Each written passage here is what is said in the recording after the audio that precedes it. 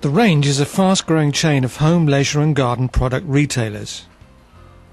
Recently at the range, we've just had 2 Mil-tek balers installed. One is cardboard, one is plastic. It's made it a lot easier for us to work here. For the simple reason it gets recycled. It's an excellent investment. It saves excellent money on the workspace. These are easy and safe to use. They've been installed outside because everything's driven by compressed air. This is a Mil-tek Model 205TS, which is used for making plastic bales, and there's also a Mil-tek Model 509 used for cardboard bales.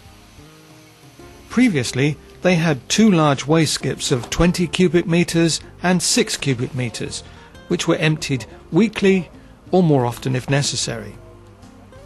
Now there's just 1 6 cubic metre skip for recycled waste. It's resulted in a cleaner and tidier yard. All the staff can take waste direct to the balers, and it's not left for the warehouse staff to take to the skips.